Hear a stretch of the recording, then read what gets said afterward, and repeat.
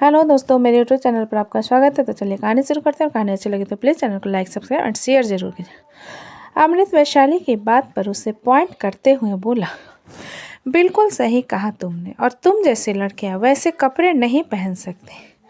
वैशाली अमृत के पैर पर टेबल के नीचे से मारकर अपने दांत पीसते हुए बोली, हमको चैलेंज मत किया करो, और हमको कोई शौक भी नहीं है वैसे कपड़े पहनने का। महक मृत्युंजय की तरफ देखते हुए बोली, मैं भी जा सकती हूँ क्या पार्टी में? मृत्युंजय महक की बात पर बोला, जैसी तुम्हारी मर्जी, लेकिन कोई दिक्कत नहीं होनी चाहिए। महक मृत्युंजय की बात पर जल्दी से अपना सिर हिला देती है। सभी लोग अपना अपना डिनर कर कमरे की तरफ चले जाते हैं। वैशाली और महक किचन में बर्तन साफ करने लगती है। वैशाली बर्तन को रैक पर लगाते हुए बोली, वैसे दीदी हम आपसे एक सवाल पूछें? महक वैशाली की तरफ देखते हुए बोली, एक क्यों, दो पूछो। वैशाली कुछ देर चुप रहने के बाद बोली, जब कोई आपके पास आए तो कैसा महसूस होता? महक वैशाली को अजीब नज़रों से देखते हुए बोली, तुम कैसा सवाल कर रही हो मुझसे? जाहिर सी बात है, अगर तुम्हें तो वो इंसान पसंद नहीं होगा तो तुम्हें गुस्सा आएगा, और अगर तुम उसे पसंद करती हो तो उसके छूने से तुम्हें अच्छा लगेगा। वैशाली तपाक से बोली, और अगर दोनों महसूस हो तो? महक वैशाली की तरफ देखते हुए बोली, क्या तुम अमृत भैया की बात कर रही हो? लेकिन तुम्हें उनको छूना अच्छा क्यों नहीं लगता? वो तो तुम्हारे पति हैं ना, और तुम दोनों एक दूसरे से प्यार करते हो। वैशाली मुंह बनाते हुए बोली, आपको नहीं पता हमारी शादी के किस्से। महक वैशाली की बात पर बोली, अरे बताओगी तो कैसे पता नहीं चलेगा, बताओ तो सही। वैशाली एक गहरी सांस लेकर बोली, हमको अपने एंग्री बर्ड वाले नेवले की एक चीज़ समझ में नहीं आती कि उसके दिमाग का कोई स्क्रू ढीला हो गया है क्या? हमेशा किचकिच पिच करता रहता है, और उसकी और गर्लफ्रेंड है। महक वैशाली की बात पर हैरान होते हुए बोली, क्या अमृत भैया की गर्लफ्रेंड है तो तुम उसकी गर्लफ्रेंड से बात क्यों नहीं करती? वैशाली महक की बात पर बोली, आपको लगता है कि वो हमारे दूर की मौसी की बेटी है जो हमारी बात मान जाएगी? और ऊपर से हिटलर का की सासू कहती है कि हमसे ज़्यादा बेहतर है। नेवले की गर्लफ्रेंड। महक वैशाली के पीछे देखते हुए बस अपना सिर हिला देती है।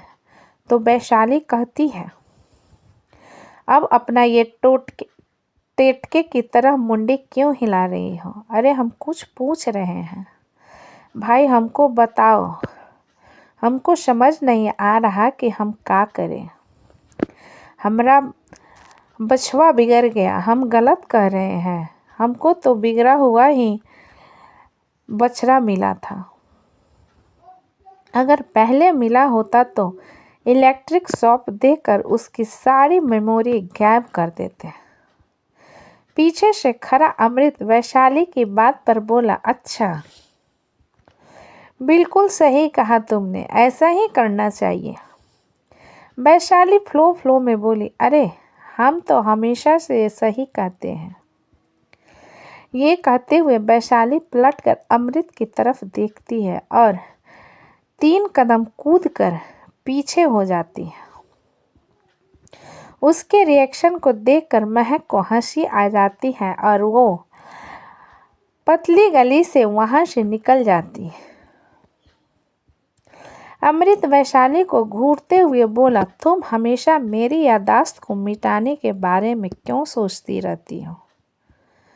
वैशाली अमृत के पास आ उसे छू कर देखते हुए बोली, तुम इंसान ही हो ना? हमको तो कभी कभी भूत पर एक लगते हो, भूत प्रेत लगते हो। ये हमेशा हमारे पीछे आकर क्यों खड़े रहते हो भाई? जो कहना है सामने आकर कहा करो ना। तुमको नहीं पता का, हमको बहुत अच्छा मारपीट आता है। अमृत वैशाली के हाथों को पकड़कर बोला, और मुझे भी तुम्हारे जैसे पागल लड़कियों के दिमाग को ठीक करना आता है। चलो कमरे में। वैशाली जमीन पर बैठते हुए बोली, हम नहीं जाएंगे। अमृत वैशाली को खींचकर अपनी बाहों में उठाकर बोला, तुम्हारा तो भूत भी जाएगा। इतना कहकर अमृत वैशाली को जबरदस्ती कमरे की तरफ ले जाता है। सीढ़ियाँ के पास खड़ी शीतल ये सब देख रही थी। तभी उसकी नज़र शोभित पर जाती है, जो कि अदिति कमरे के बाहर आ रहा था। शीतल ये सब देखकर बोली, बहुत जल्दी ये जितने भी चोरी चुपके रोमांस चल रहा है ना, सभी अगर मैंने आंसुओं में ना बदल दिए तो मेरा नाम भी शीतल नहीं। पीछे से विप्लो उसके कान में बोला, बहुत अच्छा बोला तुमने। अचानक विप्लो की डरावनी आवाज़ सुनकर शीतल घबरा जाती है और उसका हाथ सीढ़ियों की रेलिंग से छूट जाता है और वो नीचे तक तुक हुए गिर जाती है। शीतल की एक दर्द भरी चीख मेन हॉल में गूंज उठती है। अब आगे रात का वक्त था। सारंग बिल्ला में शीतल को अचानक इस तरीके से गिरता हुआ देखकर विप्लो खुद भी हैरान हो जाता है और जल्दी से नीचे आता है तो शीतल को ज़्यादा चोट नहीं आई थी, बस हल्का सा उसके गले में मोच आ गई थी। बाकी सब लोग भी कमरे से नीचे आ जाते हैं। वैशाली शीतल को गिरा हुआ देखकर नीचे आते हुए बोली, तुम काहे बंदर की तरह गुलाटी खा रही हो भाई? रात को तुम्हें नींद नहीं आती है का? ये उल्लू की तरह जागती रहती हो। दामिनी वैशाली को इस तरीके से कहता हुआ देख गुस्से से बोली, तुम जरा तमीज से बात कर सकती हो क्या? तुम देख रही हो ना उसे चोट लगी है। शोभित अपनी हंसी को कंट्रोल करते हुए बोला, पहले से इतनी गिरी हुई है, सीढ़ियों से गिरकर अपना इमेज और क्यों डाउन कर रही है? वैसे ये गिरी कैसे? राजेंद्र शोभित की तरफ देखते हुए बोले, शोभित मजाक उड़ाना बंद करो, उसे उठाओ और कमरे में ले चलो। राजेंद्र की बात पर शोभित को ना चाहते हुए भी शीतल को अपनी बाहों में उठाकर कमरे की तरफ ले जाना पड़ता है। शोभित शीतल को बिस्तर पर बैठा देता है। पीछे पीछे घर वाले भी आ जाते हैं। शीतल अपनी गर्दन भी नहीं हिला पा रही थी। पीताम्बर घर वालों की तरफ देखते हुए बोले, मैंने डॉक्टर को कॉल कर दिया है, रात काफ़ी हो गई है। बच्चे अपने कमरे में जाओ, हम हैं यहाँ पर। सभी वहाँ से ऐसे जाते हैं जैसे उन लोगों को 3 दिन से सख्त ट्रेनिंग के बाद फाइनली छुट्टी मिली हो। वैशाली चलते हुए विप्लो की तरफ देखते हुए बोली,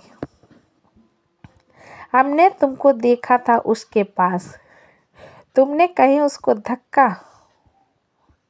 विप्लो वैशाली के बात को बीच में काट कर बोला, मैंने सोचा था कि उसे पीछे से डराऊंगा और वो गिर जाएगी, और हुआ भी ऐसा ही, लेकिन उसकी चीख निकल गई, इसलिए आप सभी आ गए। अगर वो बेहोश होती ना तो कसम से मैं उसे ले जाकर किसी बीच पर बांधकर छोड़ देता। मृत्युंजय विप्लो को घूरते हुए बोला, ऐसी बकवास हरकत क्यों की तुमने? और अगर उसे ज़्यादा लग जाती तो तुम्हें पता है तुम्हारे खिलाफ पुलिस केस हो सकता था। विप्लो मृत्युंजय की बात पर मुंह बनाता है तो मृत्युंजय सब लोगों की तरफ देखते हुए कहता है, अपने अपने कमरे में जाओ। मृत्युंजय की बात सुनकर सभी अपने अपने कमरे की तरफ चले जाते हैं। मृत्युंजय विप्लो के कंधे को थपथपाकर बोला, बहुत अच्छा किया। अगली बार थोड़ा ऊपर से धक्का देना, समझे, ताकि उसका काम ही तमाम खत्म हो जाए। बाकी उसे ठिकाने लगाने की जिम्मेदारी मेरी। विप्लो मृत्युंजय की बात पर खुश होकर बोला, थैंक यू सो मच भाई, विल गुड नाइट बाय। इतना कहकर विप्लो अपने कमरे की तरफ चला जाता है। मृत्युंजय के चेहरे पर एक छोटी सी मुस्कान आ जाती है और वो कमरे की तरफ आ जाती है। मृत्युंजय अपने कमरे में पहुंचता है तो देखता है महक खिड़की के पास खड़ी तारे गिन रही थी। मृत्युंजय पीछे से महक को अपने बाहों में भरते हुए बोला, कितने तारे गिने? महक अपना सिर घुमाकर मृत्युंजय को देखते हुए बोली, आपके कारण ड्रॉप हो गए। खैर ये सब छोड़िए, चलिए मैं अपने पनिशमेंट पूरा करती हूँ, आपका सिर दबा देती हूँ। मृत्युंजय हैरानी से महक को देखते हुए बोला, क्या तुम्हारी याददाश्त वापस आ गई? महक अपनी गर्दन नहीं में हिलाकर बोली, नहीं तो, लेकिन आप ऐसा क्यों पूछ रहे हैं? मृत्युंजय अपनी एक आईब्रो ऊपर करके बोला, तो तुम्हें कैसे पता कि मैंने तुम्हें पनिशमेंट दिया था? क्या तुम्हें इस बारे में किसी ने बताया है? लेकिन जहाँ तक मुझे पता है उस समय सिर्फ तुम और मैं यहाँ पर थे, तो तुम्हें कैसे याद? महक मृत्युंजय से थोड़ा दूर होकर दराज खोल डायरी निकाल कर मृत्युंजय के हाथ में रखते हुए बोली, जब आप ऑफिस गए थे ना तो मैंने इसको देखा। मृत्युंजय हताश होकर अपना मुंह बनाता है तो महक बिस्तर पर बैठते हुए कहती है, अब मैं बोर हो गई, अब आप मेरा सिर दबाओ। मृत्युंजय हैरान होते हुए बोला, तुम मुझे अपना सेवा करने के लिए कह रही हो? महक अजीब नज़रों से मृत्युंजय को देखते हुए बोली, क्यों? एक दिन अगर आप मेरा सिर दबा दोगे तो क्या आपके हाथ पैर में सूजन आ जाएगी या फिर आपका क्रेडिट डाउन हो जाएगा? मृत्युंजय महक की बात पर झींप जाता है और अपने साइड बिस्तर पर बैठ महक के सिर को हल्के हाथों से दबाने लगता है। महक अपने दोनों हाथ मृत्युंजय के कमर पर लपेट लेती है तो मृत्युंजय अपनी मुट्ठी मजबूती से बंद कर लेता है और धीरे से कहता है, महक ऐसा करना बंद करो। तो दोस्तों कहानी कैसी लगी मुझे कमेंट में लिखें। अच्छी लगी हो तो प्लीज़ चैनल को लाइक करें, सब्सक्राइब करें एंड शेयर करें। कहानी को पूरा सुनने के लिए धन्यवाद।